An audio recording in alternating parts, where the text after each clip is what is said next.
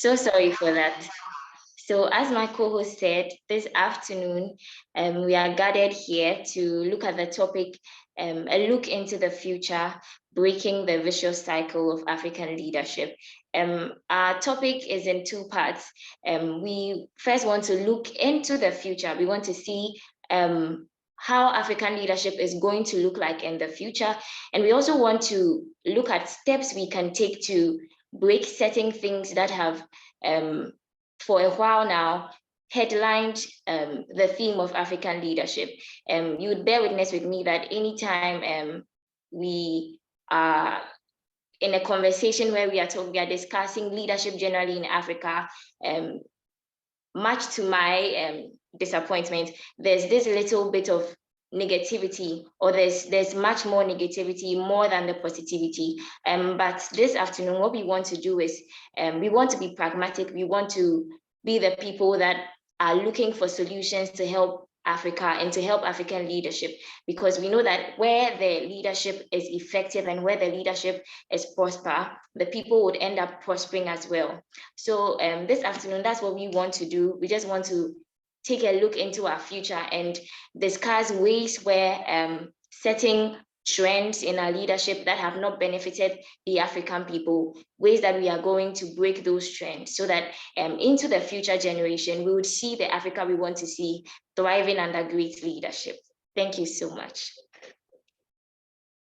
Thank you very much, Nanama. So, as I said early on, our topic is a look into the future, breaking the vicious cycle of African leadership. So would begin right away.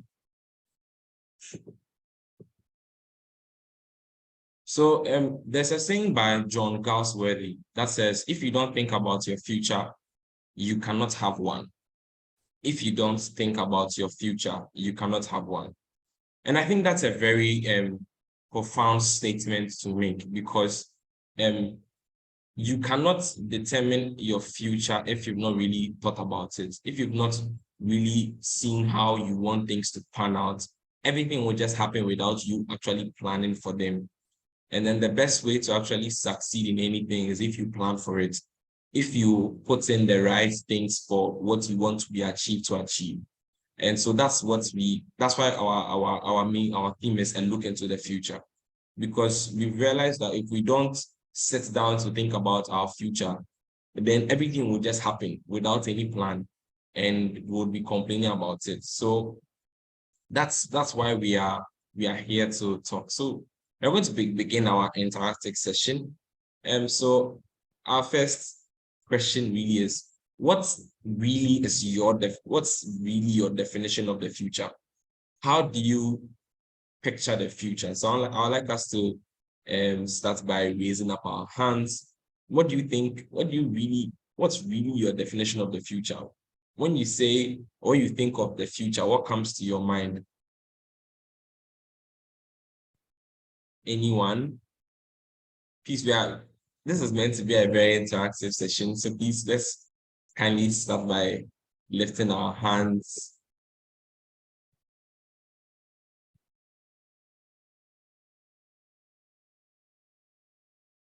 So I'll probably random call us on the call. Okay, so I'd like to start with Abdul Sabit Arif. Arif, what's really your definition of the future?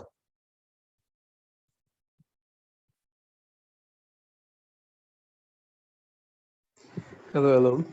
Yeah. So I'm asking, what's really your definition of the future?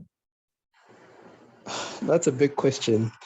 I think it's a really deep question, but off the top of my head, when I hear people talk about the future, or when I think about the future, what comes to mind is, obviously beyond the immediate circumstance, right? Not about today, about tomorrow. But I think it's not just a thing about time. It's a deeper thing, because I think we're responsible for, ourselves and other people who are not here right now, right? So the people that come after us, they are the future. But then we hear people tell us that we are the future. So they tell us that the youth, you're the future.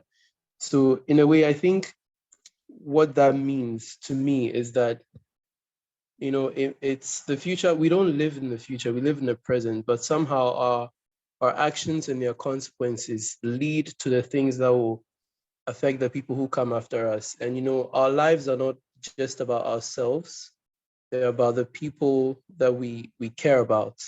So when I think about the future, for me, I think about the people that are going to come after me. I want their lives to be better than I have it now, the same way my parents made my life better than they had. So, you know, when I think about the future, what really pops into my mind is making it a better place, making the world a better place for the people who will come after us. That's it for me.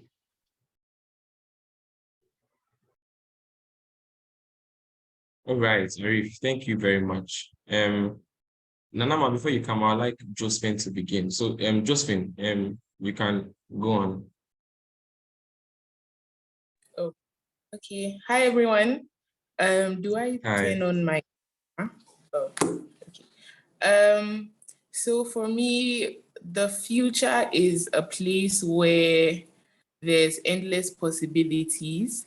Anything can happen, but it's all dependent on our choices and our decisions now in the present. But yeah, the future is basically a place where there's endless opportunities, there's endless possibilities for things to happen. And yeah, it's just based on our decisions right now and how we plan or how we prepare for those possibilities. Yeah. Okay, thank you very much, Josephine. Hope, you may speak. Yeah, hello. Yeah, please, I hope everyone can hear me. Yeah, you can be heard. All right. So for me, my definition of the future is more or less like an utopia, just with what Josephine said. A place is like an imagined place with endless possibilities. So it's a place where like we think and we dream of better things happening to us than what we are currently experiencing in the present, and looking forward to like good stuff someday. Yeah. So it's just an imagined place with endless possibilities. So more or less like, yeah, an utopia. That's how I would define it. Thank you very much, Hope. Thank you very much, Hope. Nanama, you wanted to say something? Yeah, so what I wanted to share was basically the same string of thoughts that everyone who has spoken has shared so far. I wanted to say that when I think about the future, I see a length in time, but I also see that your choices now, what you go through now, affects your future. So if you should ask me about what my future is, I'll just say my future is now, because the choices I make now actually shape the future I get. So that's the little I wanted to add to it. Thank you. Thank you very much. So please, as we are now, Koshi, you may speak. But please, as we are listening, let's kindly take our pens, let's kindly take out our notebooks and diaries and write things down. If they're more of the digital type, we can end up typing up the things we learn across, because it'll be very beneficial for us. Okay, so now, Koshi, please kindly go on. All right. Hi, everyone. So I would define the future as a sum total of the actions of the present. So just like Nanama said, that it's a result of our choices.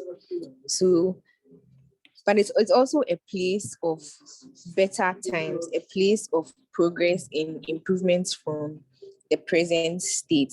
So in order to create that future, it's like we need to put in the actions and make the choices that will lead to us seeing a better time. I hope that's clear. Thank you.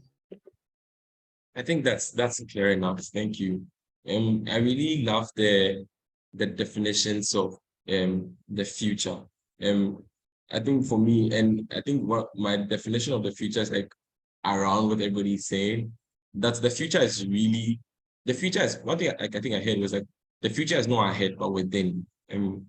the future is within you for you, like you're talking about, like the present, because it is within us for us to make what is ahead of us appear. So everything that we deposit within us in regards to our education, in regards to anything else, like in regards to learning how to cook or whatever it may be, it really stems from what is inside of us. It's things that are inside of us that will make headway in the future. So I think that's my definition of the future, and I'm really excited and glad to hear your views. So moving on, would begin with our main question. So that was just beginning. And for this question, I'd like you to really sit on the question and think about it.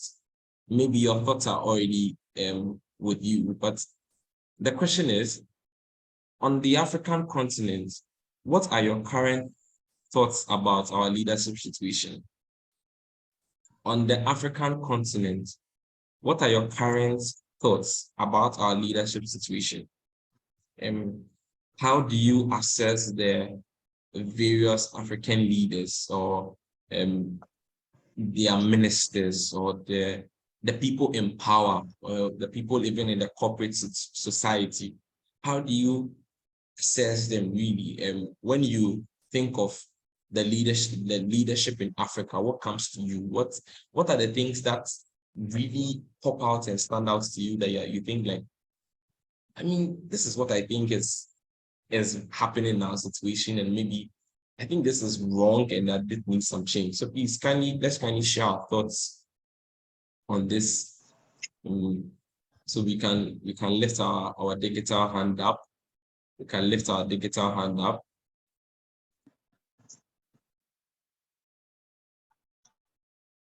Or once again, I'll do a random calling. I'll random call someone.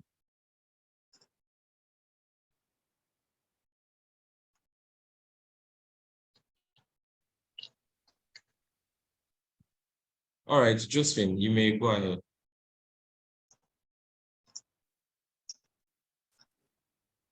Okay. Hello again.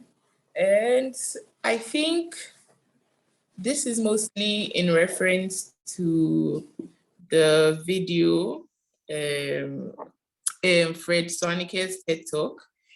I think it's currently African leadership is very questionable, and it's very obvious the effects leadership has had, the current leadership has had on, our economic well-being as people, and even our standard of living.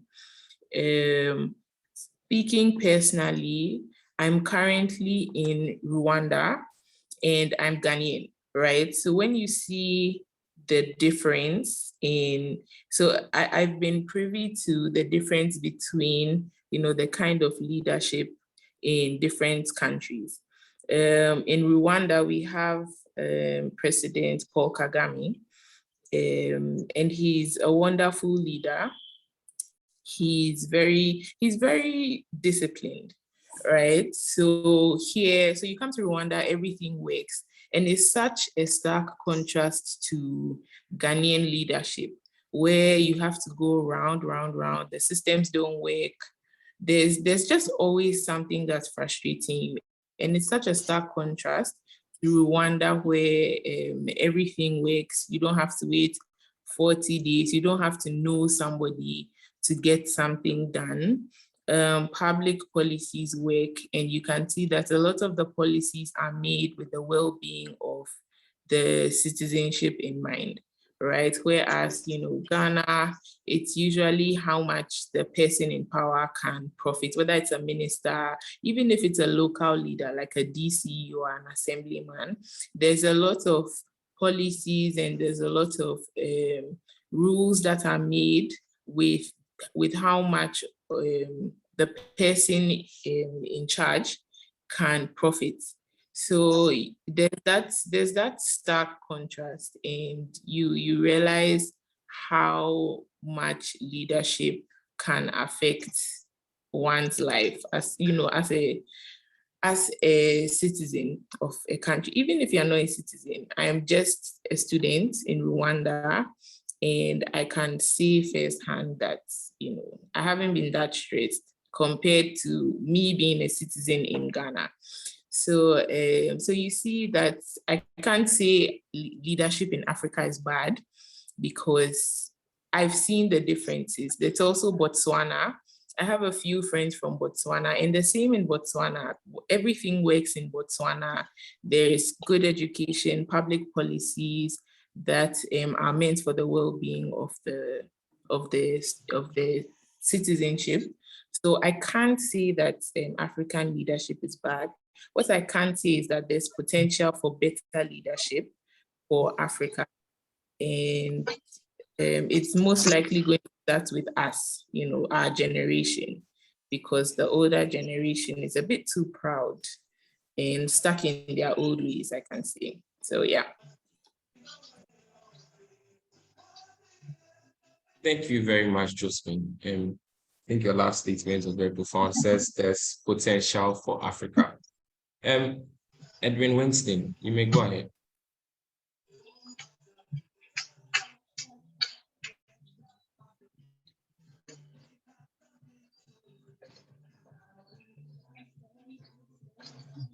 Hello, Edwin. Your hand was up. Hello, can you hear me? Yes, I can hear you now. Yeah, so hi everyone. So my take on the leadership in Africa. Yeah, I'm going to narrow my perspective in some African countries. So I'm going to use some few empirical examples and other things. So I'll say leadership in Africa, some African countries, is basically leaders who don't think about the future. So she was talking about Rwanda, and we have Ghana too. So I'm going to make some example based on what I've said about the fact that our leaders don't think about the future. So we have leadership based on the leadership in Rwanda and Ghana right now. We had the analysis release of information on the expose. We had a finance minister who had to go and take some money and other things. You can basically see that this person is not thinking about the future. A leader who is thinking about this future is making pragmatic policies, is thinking that if I siphon from the coffers of the country, it's going to affect the generation which is going to come. How are those coming going to benefit? And understanding on how the future is basically the decisions we are making now. So they don't think about the future. Some of them mostly don't think about the future, so that it's clearly seen and can be seen in the decisions they are making. So in Ghana right now, we have salaries of parliamentarians and presidents and ministers taking exorbitant salaries. They having V8 cars and other things. The Rwanda president will not say that. They will not do that. He said something about the fact that the leaders themselves have to work hard to make sure they buy themselves their own cars. But Ghanaian leaders will not do that. They will siphon from the coffers of the country to favor their own selves. So there's still hope. So leaders should think about the future, and they thinking about the future should reflect in the decisions they are making now. So if we give you $10,000 that go and build a road or go and build a school, you not siphon from it. Money should be protected. There won't be exorbitant spending. There's going to be discipline, right? So Africa will get a good leadership if we think about the future, and thinking about the future is making the right decisions now. Diligent work, correct accountability. No one should just be giving money and no accountability on the money, right? And exorbitant spending, right? You shouldn't be giving money for a particular thing and you use a small section of it to go and build a weak structure there. So what about those who are going to serving the place some 20 years ago? Will the structure just break and they all die? So that means you're not thinking about the future. So I would just say for Africa to get a very good leadership, they should think about the future and to reflect. Yeah, thank you very much. Thank you very much, Edwin. For Africa to think and excel really in the future, we should reflect on the decisions ahead. Any more thoughts? Please, the floor is still open. Kindly do share your thoughts on on the current leadership situation in Africa?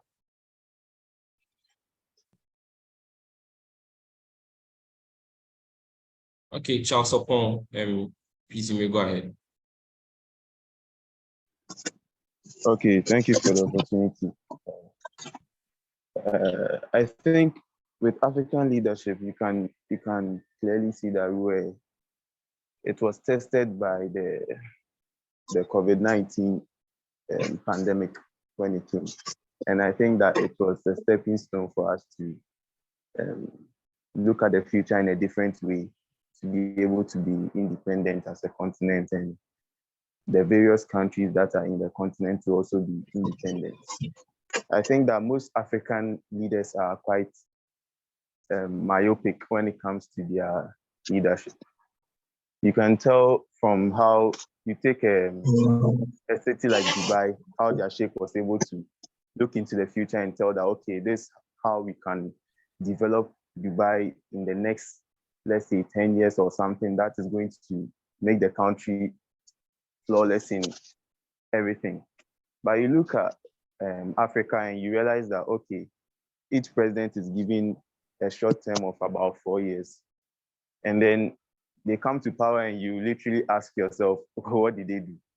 Most of them even bring us into more debt. They don't know how to use debt to make more money. You can literally tell that their financial intelligence needs to be questioned. And so I think with African leadership, our leaders should not pose themselves as heroes who are going to solve all the economic crises on the continent or in the various countries, but they should rather look into the future and also involve the people in the development structure. And I think things should be well. The leaders must think for the future, and things will do well. And thank you very much, Charles. Any more thoughts? Jeffrey, you may go ahead. Then we'll have Hope. So Dry. Okay. Good afternoon, everyone. Am I audible? Yes, you are audible. Okay, sure. Thank you.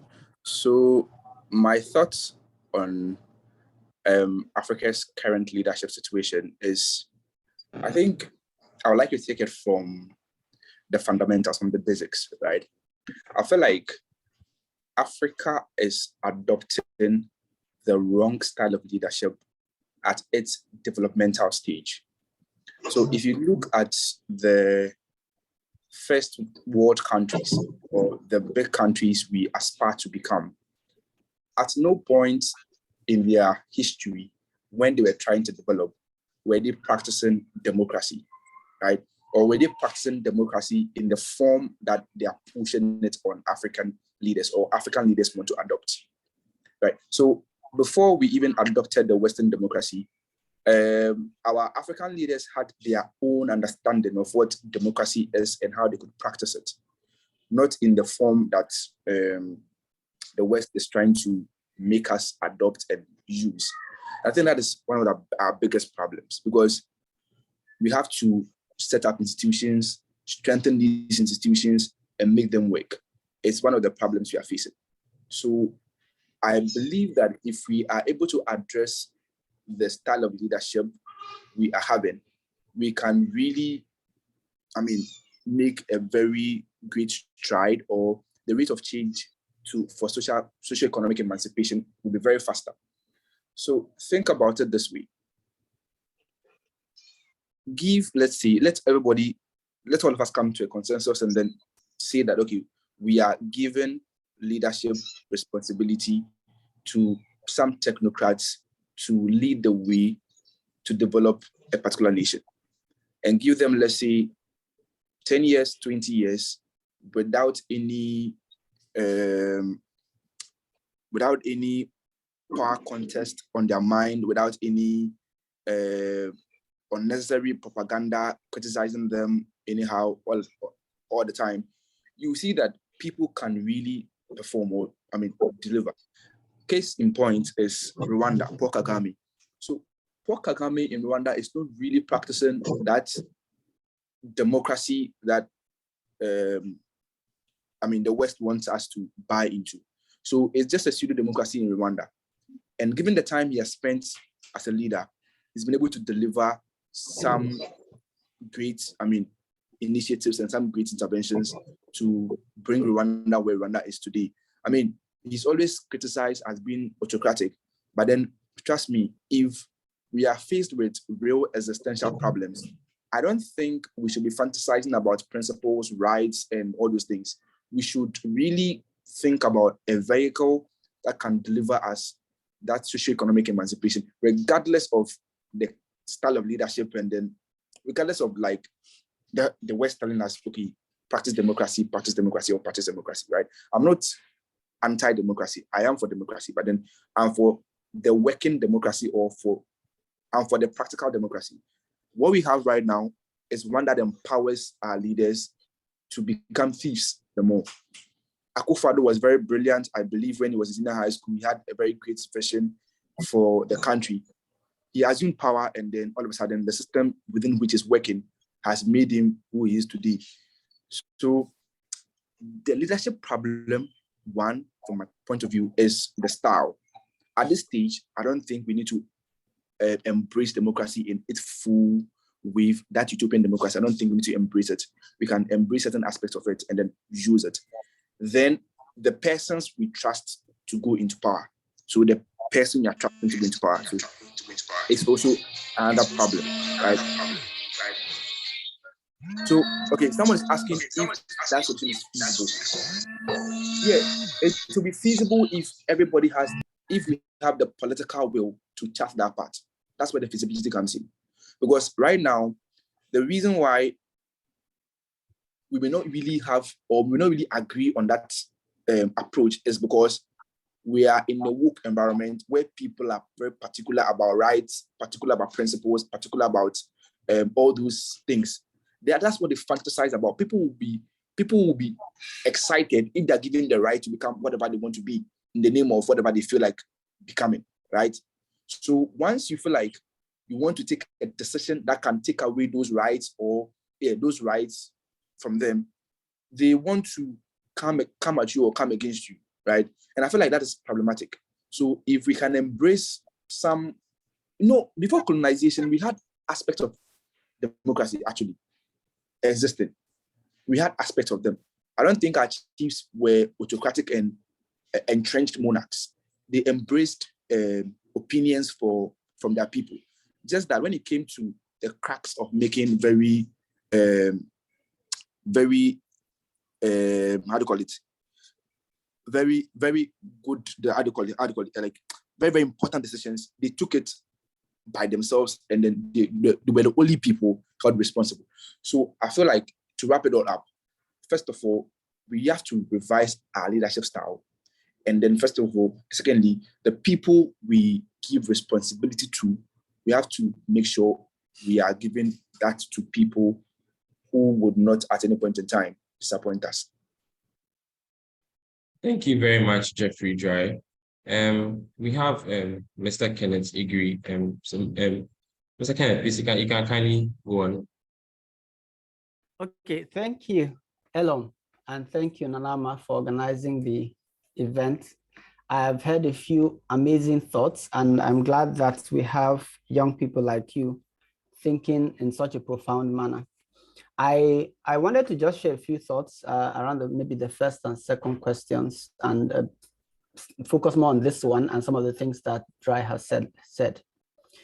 Now, first of all, the thoughts about leadership in Africa is almost like common knowledge. Most people are not satisfied with the outcomes that we are seeing in many African countries. Whether you like the leader or not, whether you elected it, the most important thing that most Africans are looking for is the outcomes. Are our lives getting better? Do we have better roads? Do we have better purchasing power, and so forth?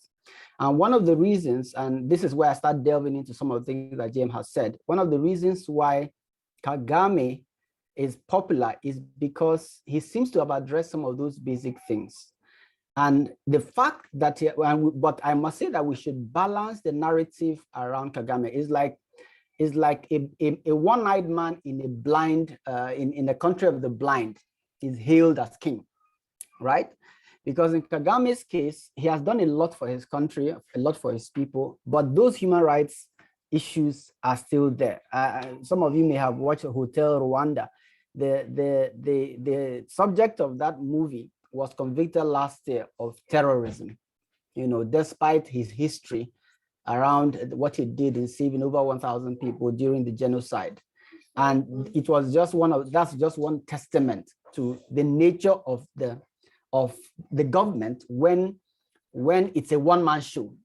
And another testament to that one-man show was Zimbabwe's no, it wasn't Kaunda, the last leader in Zimbabwe before he died. He was leader in Zimbabwe for over 40 years, if I'm not mistaken. And the truth is that a lot of people, Mugabe, thank you for that. Mugabe was hailed, some people in his country liked him, but he was a dictator, so to speak. And when you have that, there are certain problems that come up. There's, no matter what you do, each of us have our own biases. Excuse me. Kagame has his own biases based on his tribe. And that's probably plays out in the way he treats people who don't agree with his point of view. Mugabe had his own biases too. Libya's Gaddafi has his own biases. Some of these people, they have strong points against the West, and they were able to give good governance to an extent to other people. But a government that is based on one person or two people or one strong leader is not sustainable. It doesn't translate to a transgenerational change in the life of a people.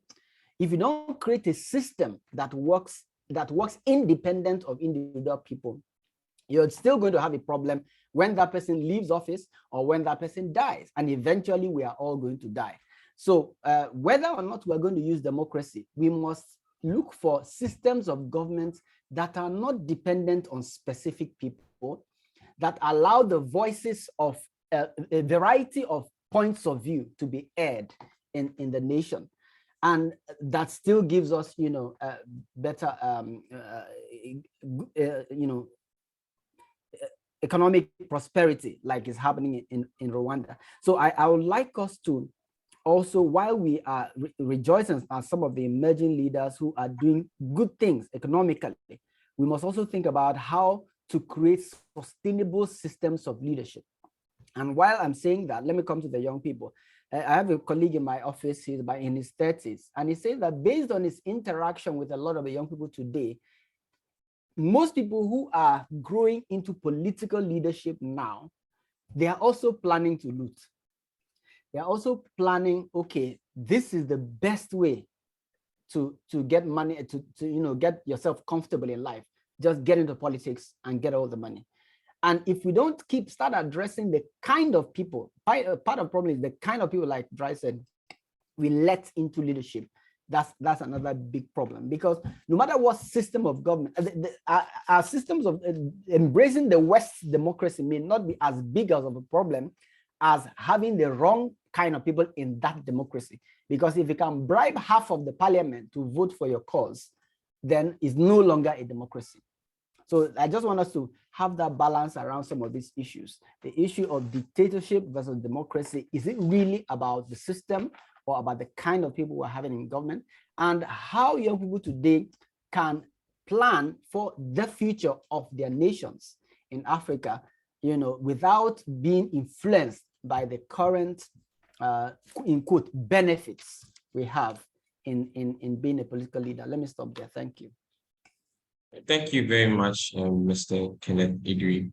I think in the video we shared earlier, if I give more thoughts, we shared a video in regards to Fred Swaneka's thoughts about how there have been different types of leadership, but in trying to address the problem, in as much as we sometimes when we get a good leader and we get a bad leader, the effects are dire because we don't have a working system. And so, like we are discussing, I believe that as we do strive to be better leaders, we involved to make sure the systems work with or without the person. And I believe that's really a way to go, a way forward in the situation.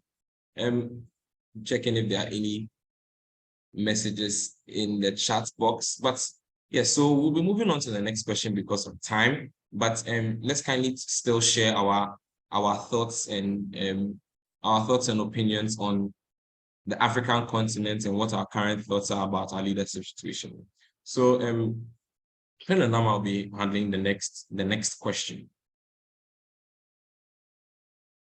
Okay, thank you so much, Elom.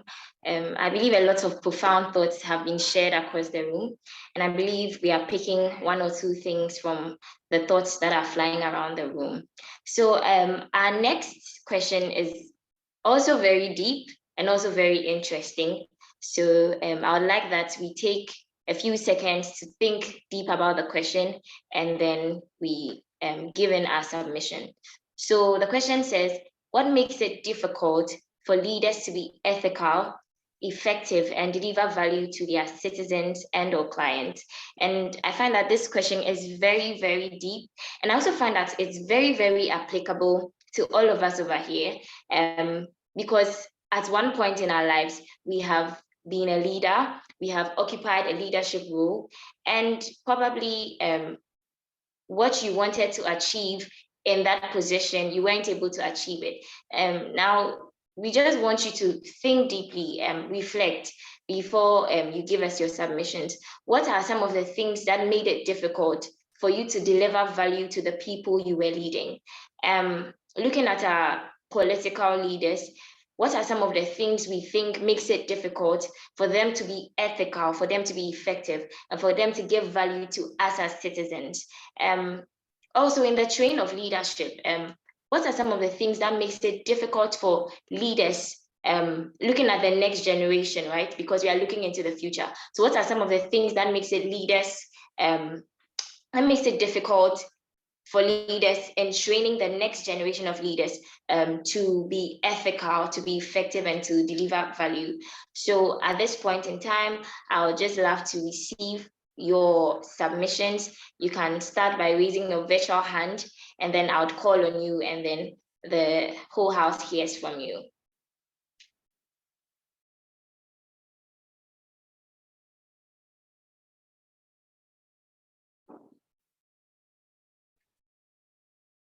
So please, who would love to start us off?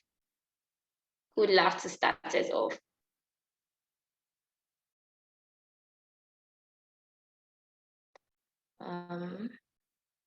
Okay, I think, okay, so Dre, please, you can start us off. Sure, thank you, Nama. This is a very nice question. I think what makes leaders what makes it difficult for leaders in Africa to be ethical is two things primarily. One, the weak institutions that within which they work in, right? And then two or I think the second one should actually be the main reason, is the division of allegiance.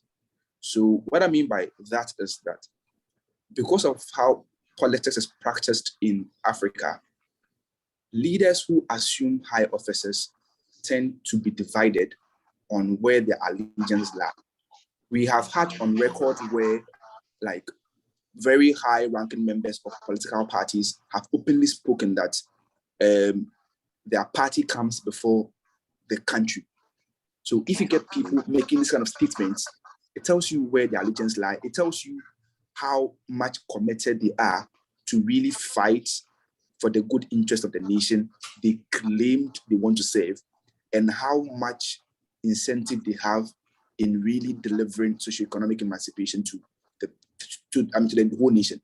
Reason why you see that anytime a political party gets into power, it's always the family and friends kind of thing. So the ethics of adhering to procurement processes, the ethics of practicing entrenched checks and balances, all those things are like bypassed to the extent where even when it comes to tax payments, leaders sometimes exploit the loopholes and lacuna in these tax systems. I don't know, you can recall this Pandora Papers thing that happened. I think the previous speaker would shed more light on that. The other thing is the institutions within which the leaders operate. If the institutions are weak, note this, I think we cannot, I always say this, that we cannot trust individuals' personal and self-discipline. If we could have done that, there wouldn't have been a need for law or for laws and constitutions. Human beings at no point can be trusted for their personal discipline or for their personal dignity. That's why we have to put laws to compel them to behave and to act in a certain manner to create order. So the systems that exist within where the leaders operate, if they are weak, they cannot compel these leaders and hold them accountable for them to deliver and work ethically. That is why you see that, like you said, somebody can buy off parliamentarian votes. Somebody has no interest in fighting corruption. Even if they want to fight the corruption, it is just like a smoke screen. They don't really tackle the crux of the matter. They just, do it to get public sympathy or public, oh, he's fighting corruption because he ran this. But think of Ghana's case, like the Wuntumi Akonta mining thing in Galamsey. In any sane country, Wuntumi would have been locked up right now. But look at what is happening. They are rather chasing the petty fights, those who stole chicken and those who stole fowl. But the bigger fights, you don't really fight them because the incentive is not there, because the systems are weak to hold them accountable. And they themselves, we can't trust their personal, ethical values for them to deliver in that regard. People swear before they go to office with Bibles, with Qurans, but still, if you swear with Bible and Quran and you are still not ethical, what else can we do again for you?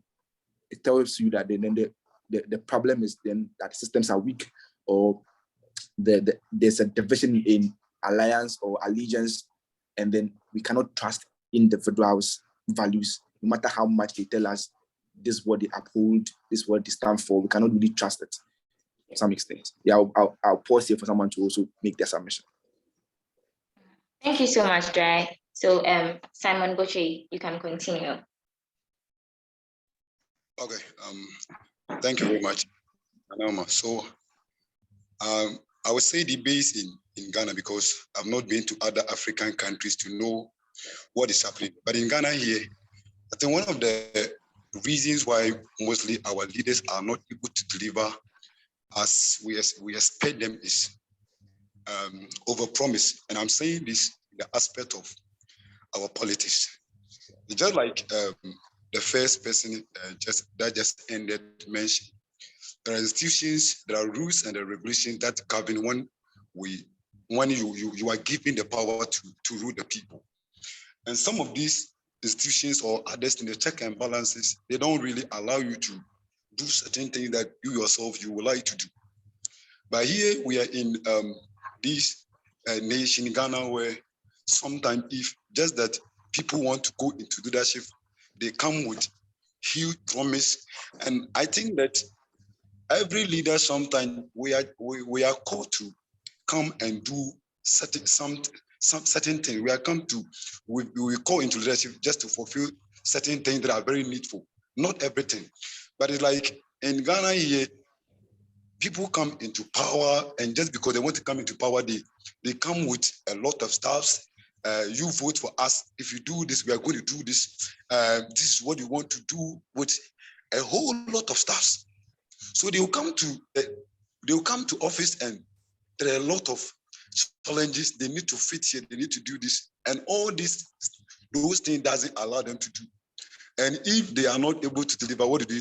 They turn out to perform ineffective. They become frustrated. They don't know what to do. So I think that in Ghana, especially in our political aspect, it is overpromise. The promise is too much. Sometimes not all the things that you can do. What you can do within a limit, just let the people know the truth. Be confident about yourself. Let the people know that this is what I'll be able to do, this, what and that.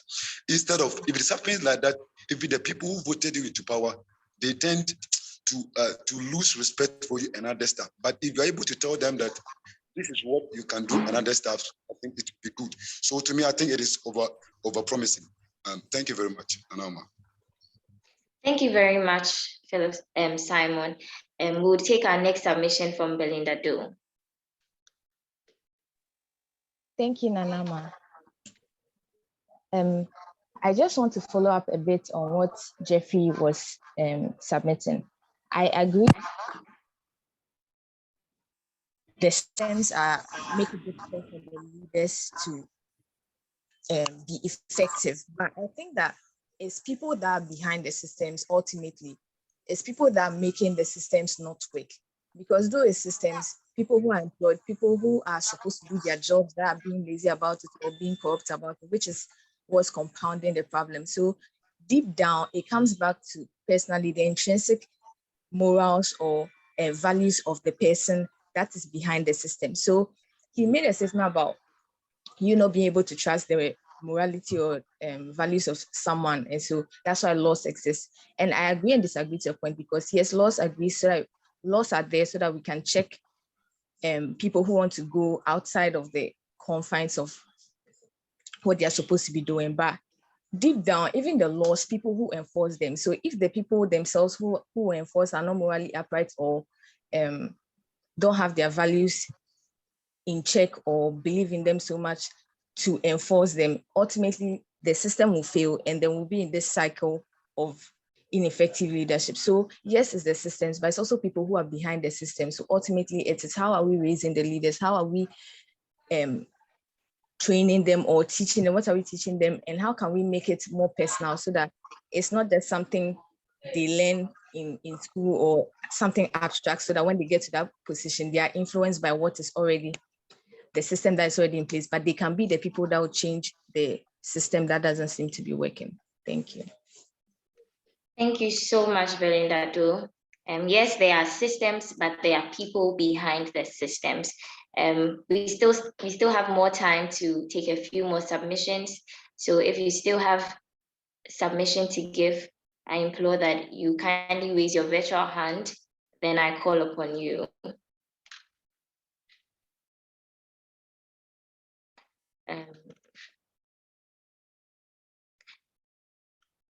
Edwin, would love to hear from you. Edwin, would love to hear from you. Would love to hear your thoughts on what makes it difficult for leaders to be ethical, effective, and deliver value to their citizens and or clients. So Edwin would like to see what's going on in your mind. So if you would like to speak so we can hear from you. Okay. Yeah, thank you very much for the opportunity. So what makes it difficult for the leaders to be ethical and effective and deliver value to their citizens or clients? So I'll place myself like in the shoes of like the leader. So what makes it difficult for me to be like effective to deliver value? So first of all, I'll talk about the environment, right? So we have a lot of leaders who enter like leadership spaces who are diligent and are really to deliver and maybe solve a particular problem, in being corruption, or maybe like aggravate the rate at which maybe a particular thing should be done, right? But they go and around them or their surroundings, we have people who are doing otherwise. And those who are doing otherwise are in the majority, right? So this person who has this very motive of going to effect that change he wants to do is in a way like discouraged, or maybe the person has the fear of being pointed hands at, like, yeah. So this one particular thing that is like preventing people from going to effect the change that they have. Yeah. So someone who has this very motive is so stifled and discouraged, right? And we also have people who also go with their own perceptions. They study the system and they know that this is what is going on and that I want to have my own selfish interest, right? So I'll know how to I'll know how to study the rudiments of the politics and how to find my way and to benefit my family and everything that's going on. So the delivering effective value for me is based on the leader itself. So for a leader to be able to deliver this value, its determination and the diligence should come in, right? So that leader should be very determined. And I was watching a video that was sent across and talking about Nelson Mandela. Nelson Mandela, when he was asked about he being let out of prison or remaining in prison, if he's going to stop protesting against they getting independence, right? So he maintained the standard. Okay, we are against apartheid. We are against the marginalization of blacks, right? So you can see that this person is a determined person, regardless of the threats that were coming at him. So for Africa for someone to deliver effective value to the citizens or the clients, determination have to come in, because you're going to meet people who don't have that same motive as you. So determination has to come in. Okay, thank you very much. Thank you very, very much, Edwin, for that submission. And we will be closing the curtains on this session of our meeting. However, if you still have any more submissions, we'd just like you to know that the chat box is available, so you can leave your submissions in the chat box so as to share your thoughts with the rest of us. Now it's time for some fun. I know we might be wondering what kind of fun it is. So we have discussed on a lot of serious topics, a lot of serious themes. So we just want to relax, we want to cool down a bit. Mr. Aboka, please, do you have anything? I wanted to add my contribution to the why leaving unethical, but I left the meeting, but I just came back. Is it over? Can I still contribute? Okay, we would give you 1 minute to contribute. All right, sure, thank you. For me, it's easier to gain a bad habit than it is to build up a good habit. I wonder before I begin. So how does that count? I think the cause is our environment, our system. So let me give an instance. Let's say your parents sent you to go and get something for them, right? And then you bought it, but there was a bit of change. Okay. Now with that change, the ideal thing would be, or the ethical thing would be to give it back to your parents and tell them how much it costs and give them the change. But sometimes we tend to pocket it to get our parents to just they'll look over it, okay, right? Now that's unethical, right? That's not the best thing to do. But then because they are glossing over that scenario, we are building up a bad habit, okay? So right there, we didn't do what's ethical, we built up a bad habit, we did what's unethical. And now these little things, it's not really the big thing, just these little things that reinforce the unethical habit. So now when we get to the higher positions, the places of authority, and then we are taxed to remain ethical, it's difficult for us because we have never known how it is to be ethical. So in those positions, it's extremely difficult to be ethical, and as such, most people tend to be unethical in those positions. That's what I had to say. Thank you. Thank you so much. Really needed to hear that extra submission. So now it's time for our icebreaker session, and we'll be having 2 fun activities. So the first activity would be playing this game, 2 truths and a lie. What you would need to do is you would have a figure, a notable figure, African leader. You would have 3 statements about the African leader, and you would need to identify which of the statements is a lie about the African leader. So you need to tell us which you think are the 2 truths and which one is the lie. And then we would also have a riddle session, and fellow LM will take us more into that session. So if you could kindly,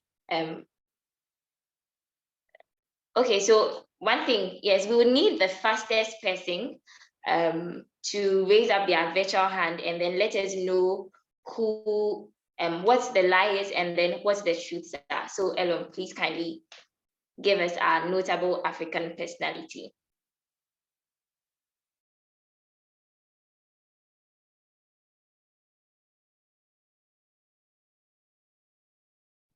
Okay, so I think Nakoshi's hand is up already. So our personality is Nelson Mandela.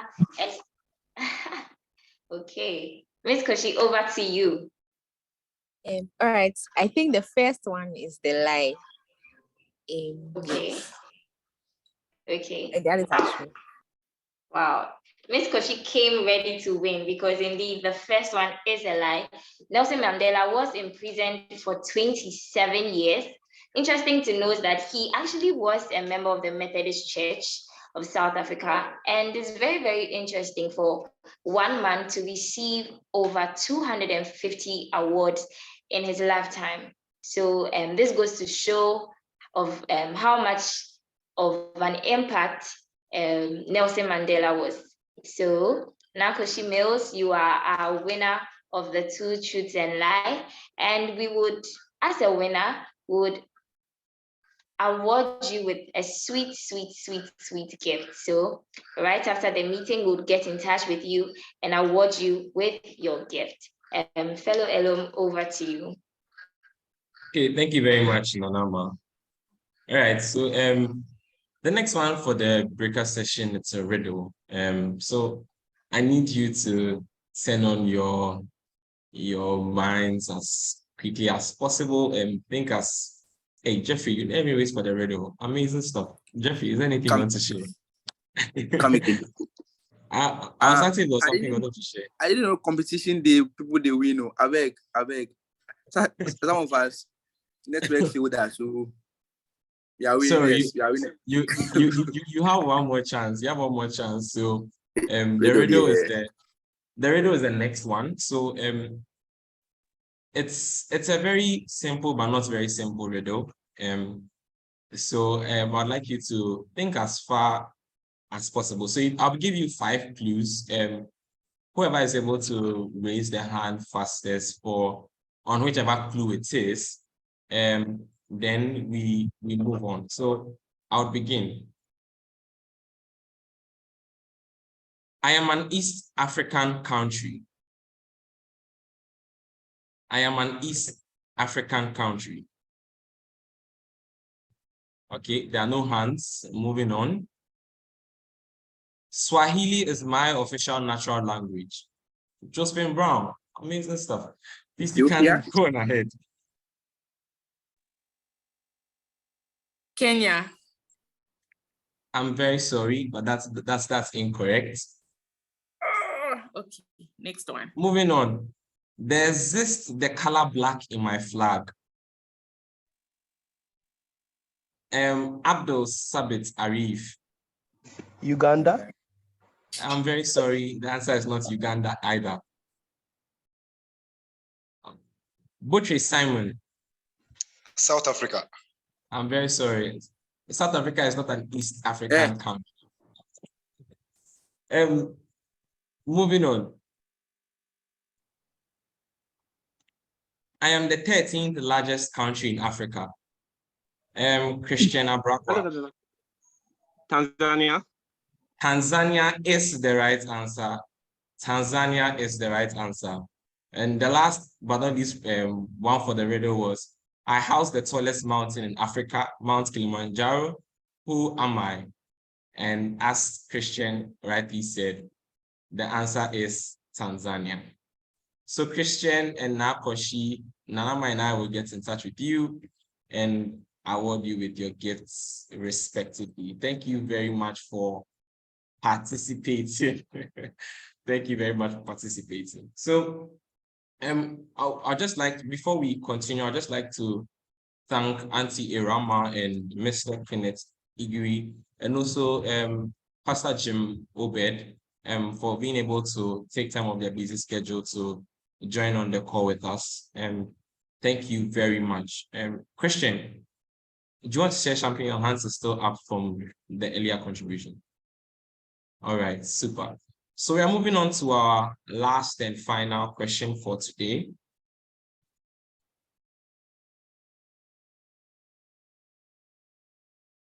What can we do differently to break the vicious cycle and set a new trend for our next generation, for our generation and the next? What can we do differently to break the vicious cycle and set a new trend for our generation and the next? Before the thoughts do come in, I'd like you to ponder about it, but I'd just like to share something briefly on this. Throughout my CLP journey, there's one thing I've learned, and is that when you want to criticize something, you must not only just criticize it, but look for like the solution to it. The very important thing is the solution. Sometimes we often forget the solution and are so eager to criticize.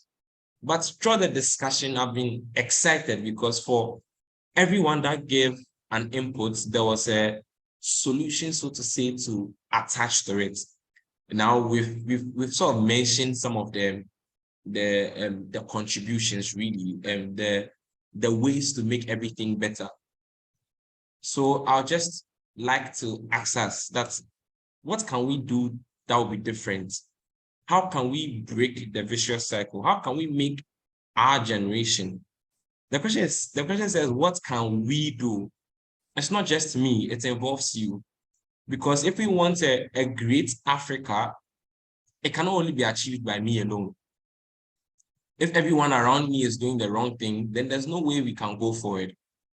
So I'd like us to think through our thoughts. And I would like to start with Arif, who has his hand already up. What can we do differently to break the vicious cycle and set a new trend for the generation and the next? Thank you. Arif. Yeah, I would like to reiterate what you said. So there's a South African entrepreneur called Vusi Thembekwayo. He's one of those people who has been really pushing for like African youth to develop do things to develop the continent. And he said something that you have stated. He said, the return on criticism is zero. Like, you could complain about what's going on as much as you want. It won't really change anything. So we need to find ways to collaborate with the people who are in power in a peaceful way to be able to solve our problems. But that is a difficult thing because these people do not want to listen to us. They think they know everything that's right. So then how then do people like us, the youth, contribute to making Africa a better place for ourselves and for the next generation? And he suggested something that sometimes the best way to work with somebody is to start the work and hope that they'll catch up. And a lot of us have so many different talents, right? We have people who are good at programming. We have people who are good with art, people who are good at speaking, and so many different things. You know, as you've rightly said, it's not one person that's going to change Africa, it's all of us. And Africa will need to rise in so many different domains. So in terms of sports, in terms of technology, in terms of whatever you could think of, we need to rise together in those different fields in order to catch up. So then I think that's where, you know, we're all very different in our capabilities. So even though it might feel lonely, but it's important for us to set the course for our individual journeys and do what we can do and hope that things will catch up. Like other people will also do what they are supposed to do. So it's, for me, I think it's a generational mindset change that we've complained for years. Nobody's responding. Nobody is doing anything different. We might as well take things into our own hands. I don't mean take the law into our own hands because that's wrong, but let's take responsibility, extreme ownership that things aren't working out. The people who are in power don't want to do anything. But what can I do?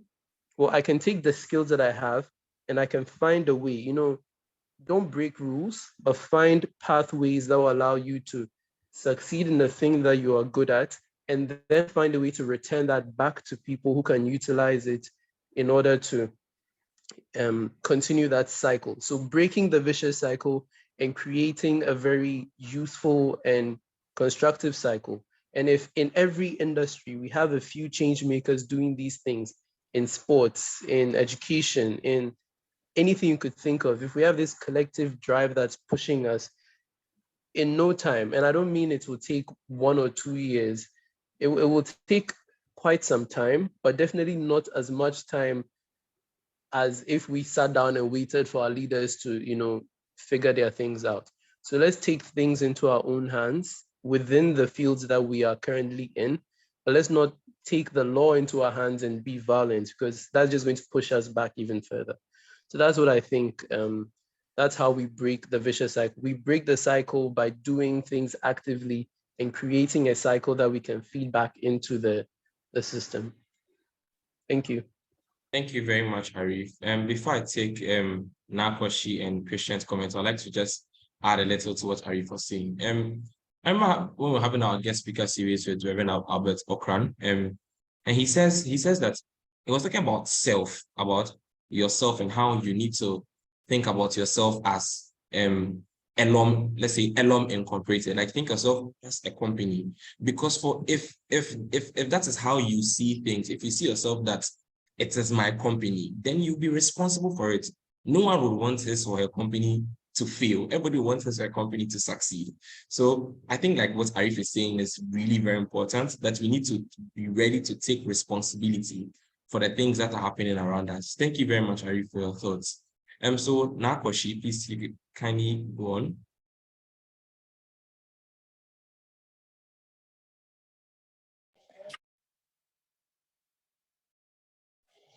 All right, hello everyone.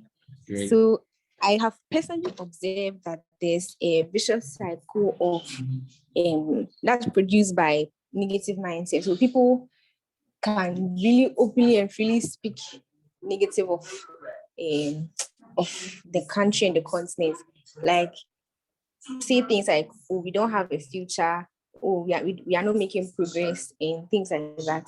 So one way we can break that cycle is by intentionally speaking and changing our mindsets about our country, our continent. Because when you don't believe that anything good can come, you will not act in a positive way. You will not take any step in your own way.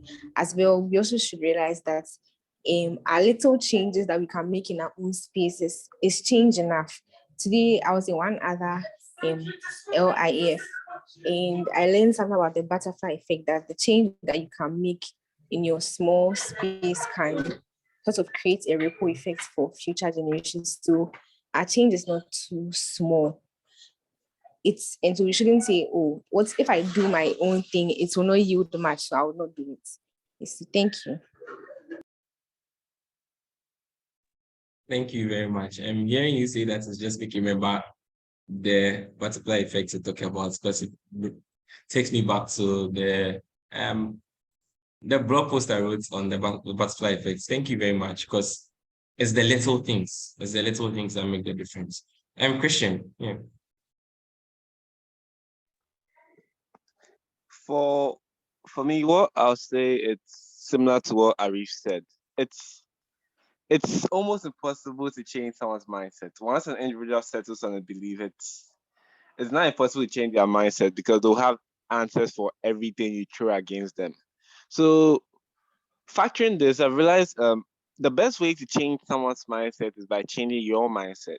So once you change your mindset, you stand out, you become different. And with difference, people are attracted to different. They want to know, why is this individual different from me? Why are they choosing a different belief from mine? What if I'm wrong? What if they are wrong? I would like to know more. So they'll get closer to you. Now, once they get closer to you, they know more about your belief, they know more about your why. And then once they know what, they start asking themselves those questions.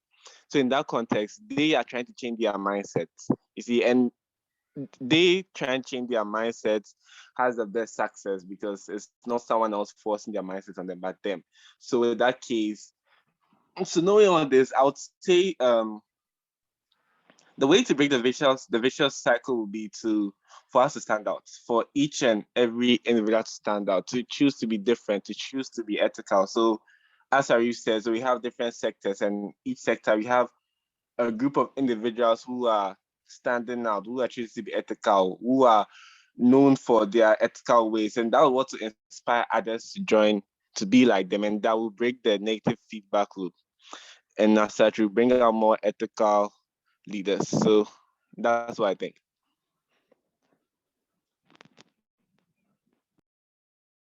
Thank you very much, Christian.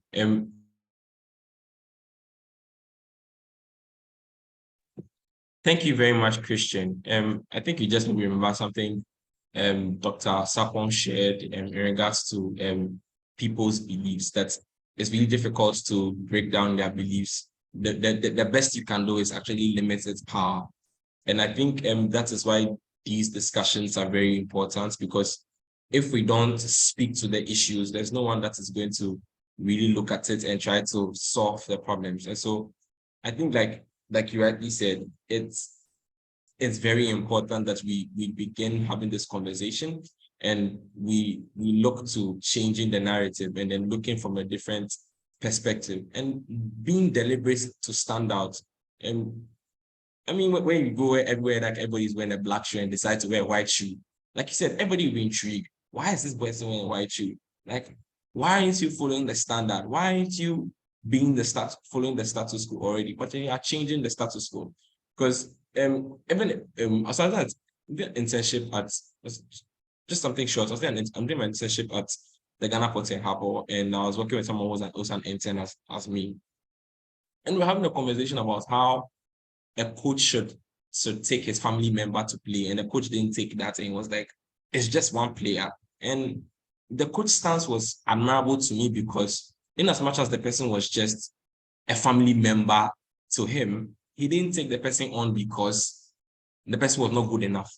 And he didn't understand why the person didn't take him, because they're in the same family. And I think that's basics. Like, we have to speak to these things for people around us to understand and get to see things differently. Yeah. Any more thoughts? Now, Koshi, is your hand still up, or it's from the previous? Okay, Ekia Brefo, please, you may go ahead. Okay, good afternoon, everyone. Am I audible? You are audible.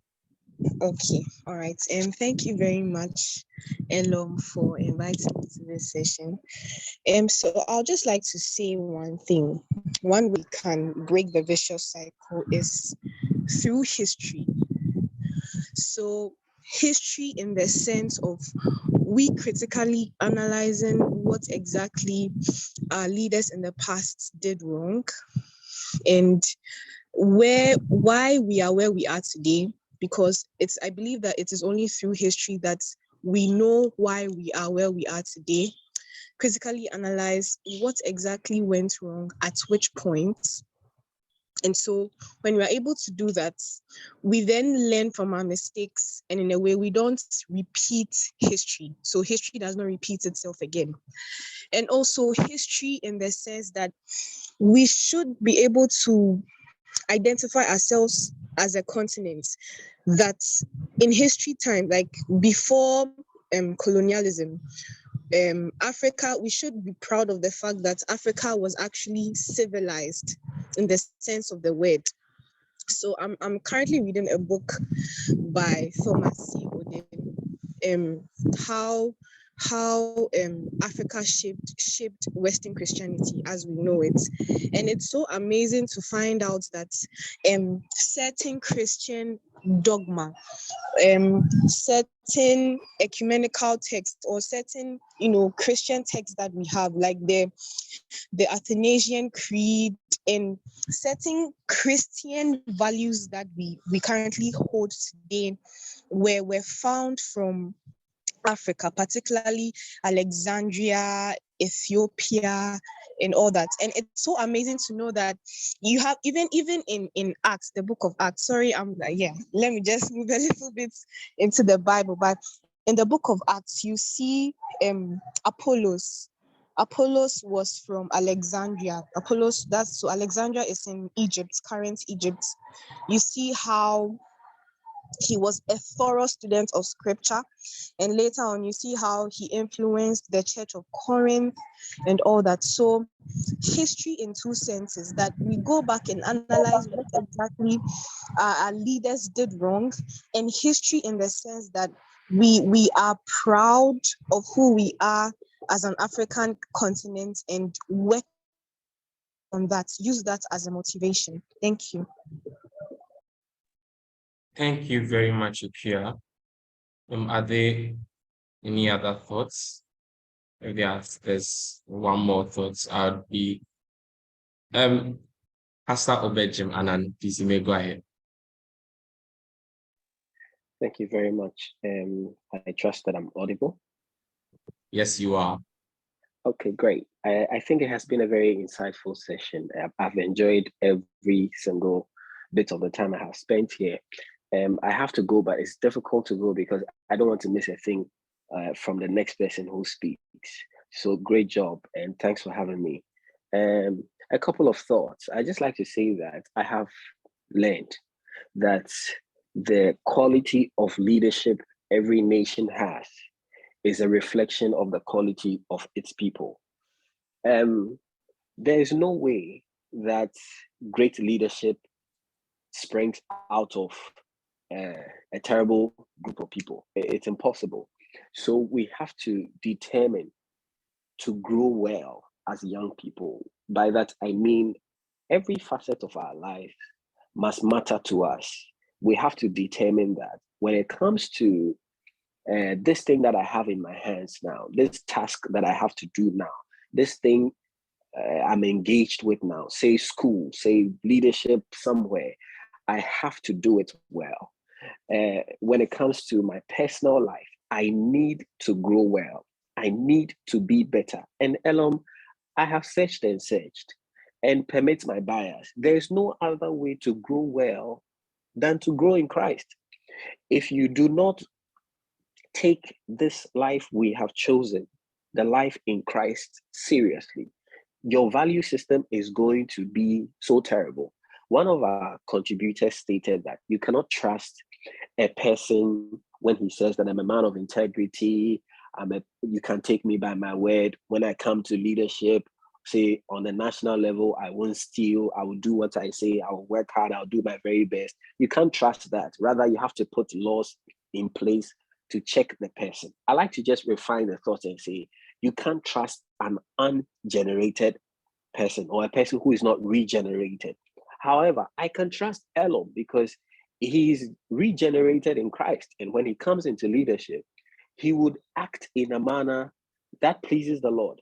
But our societies are framed so secularly that I can't share such a thought to the whole Ghana and then people won't mock me. People will say, that's also fool. You are bringing this gospel here. But the truth is that we don't turn up to be great people when we don't follow the Lord closely.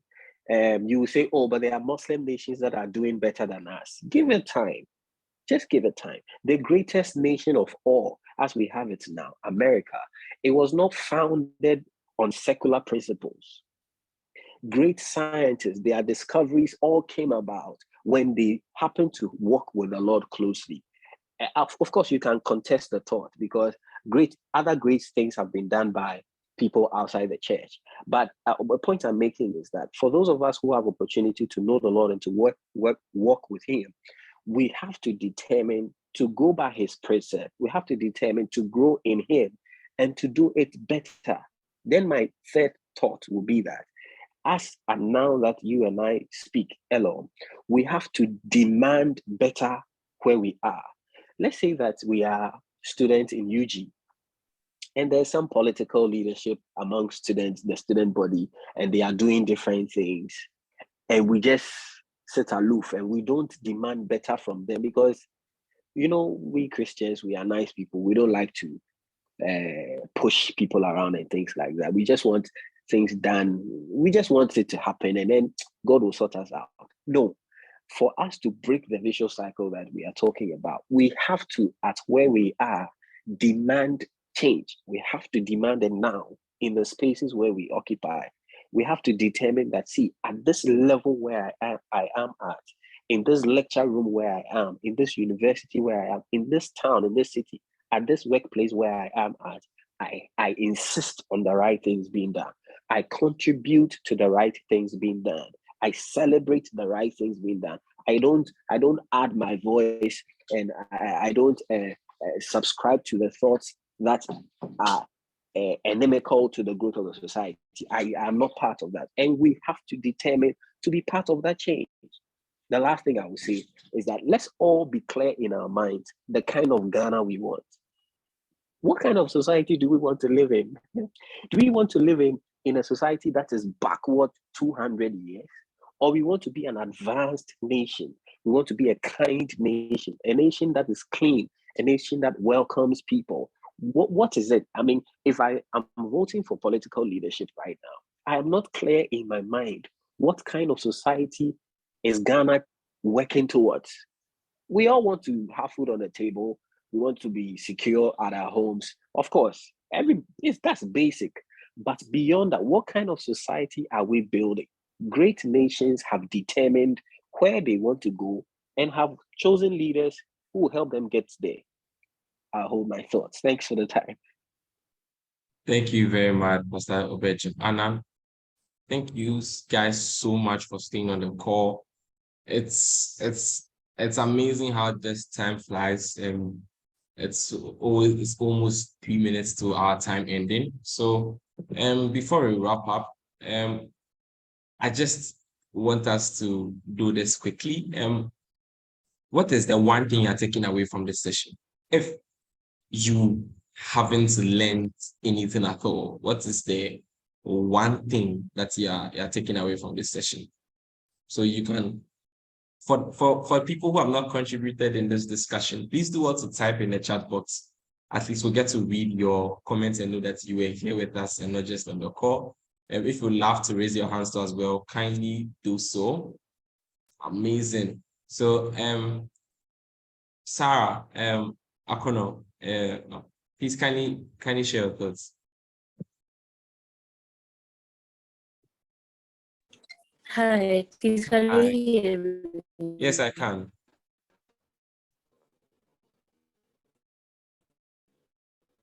Yes, hello, Sarah. You may go on ahead.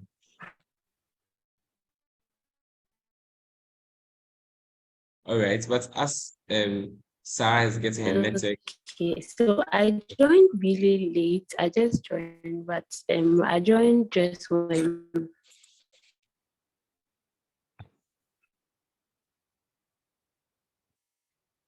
Hello, can you hear me? Yes, I can hear you. Hello, everyone, can you hear me? Yes, Sarah, I can hear you. Hi, I'm sorry, my network was really bad. So I was saying I just joined, but then I joined when the last person was talking, and what he said about your values and making sure that your values are in line with God's. Basically, that's what I heard from it. That wherever you are making sure that the base of your values, the things that you stand for, stem in Christ or come from Christ. Yeah, that's what I heard. Thank you. Thank you very much, Sarah. Pastor Obed, is your hand still up, or it's the old hand? Any other? Josephine, Annette Mensah, Ni Floriana, Robert Yeboah. People would like to hear from you. Jesse Geraldo Delema, Belinda Do. You can just quickly type up something in the chat. All right, you can just quickly type up something in the chat for us to know the one thing you're taking from this session. Yeah, Joshua, you may go ahead. All right, so I think two things. The first one is that for us to change the trajectory of leadership in Africa, one, it starts from us. And two, it also starts with us taking our relationship with Christ seriously, because our values and our ability to create impact depends on our relationship with God. And he's also giving us a list of rules and regulations to live by. And that's the only way we are going to be successful in any avenue or, any path of life that we take. So, yeah. Okay, thank you very much, Josephine. Nanama, over to you. So thank you so much for joining our Leadership in Africa Forum. We are very pleased, very pleased. So I would like to say thank you first of all to God for giving us this opportunity to host this platform for such great, brilliant young minds to come together and discuss about the way forward in leadership for Africa. I would also like to thank the Central Leadership Program for giving us this platform. If it wasn't for Central Leadership Program, I don't think any of us here would have joined together as we have come today. So we'd just like to thank Central Leadership Program. We'd also like to thank Temple Advisory for birthing this idea and stirring us up to host such a forum like this so we can come together. We'd also like to thank all our participants that joined. We'd like to thank our program manager. We'd like to thank our mentors. We'd like to thank all the participants that joined. We'd like to thank all of you that participated in the chat box by raising your hand. I mean, this session wouldn't have been successful if we didn't have you joining the meeting. So we just want to say a big thank you. And it's our hope that this discussion has stirred up great things in your spirits, in your souls, in your mind. And as you are going back, you are thinking on some of the things we shared, and you are taking practical steps to implement some of the lessons you took from here. Thank you so much. We say a big thank you. Thank you very much, Nanama. So we'll be wrapping up. I'd like to say a very big thank you to you guys for really staying on the call after this time. It's really amazing. I'd like to say a very big thank you to people joining outside the shores of Ghana, for all the way from Rwanda and Russia. Really amazing to have you guys here. And thank you everyone from the different parts of Ghana for joining us as well. We really do love and appreciate having you. So I would share the closing prayer and then we'll end this meeting. Father, we thank you for this meeting. We thank you for your grace and mercy over us. We thank you that this meeting has been a successful one. We pray that as we've learned all these, that Father, it will stick with us and then will be the change we want to see within our sphere of life. In Jesus' name we've prayed with thanksgiving. Amen. So please do have a blessed Saturday. Thank you for putting away the World Cup and come and enjoy this session with us. We really do appreciate it. Thank you and God bless you.